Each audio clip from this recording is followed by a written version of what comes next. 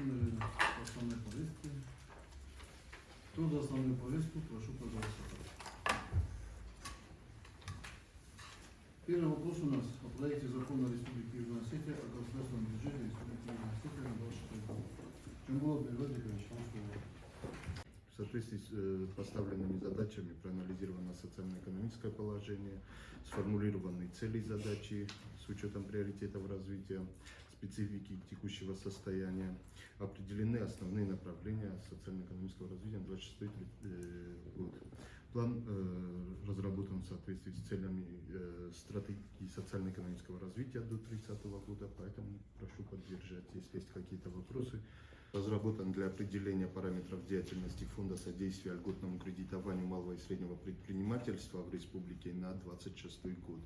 В проекте закона предусматривается получение доходов в виде прибыли от размещения средств фонда на депозитах в кредитной организации, межбюджетного трансферта из государственного бюджета республики, а также иных источников, предусмотренных законодательством республики.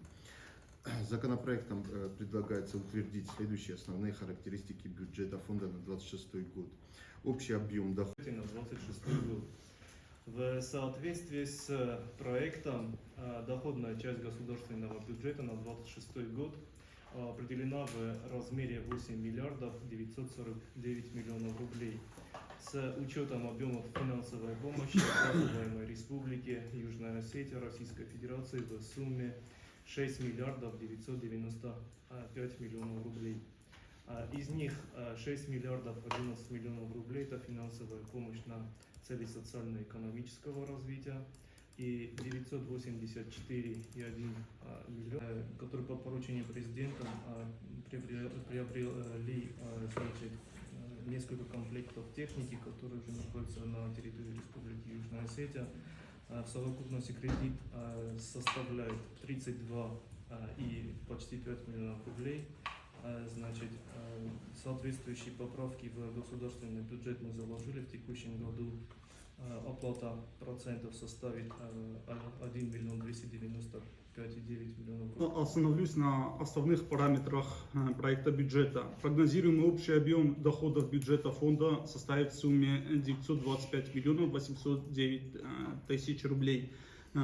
Прогнозируемый общий объем расходов бюджета фонда составит 1 миллиард 120 миллионов рублей.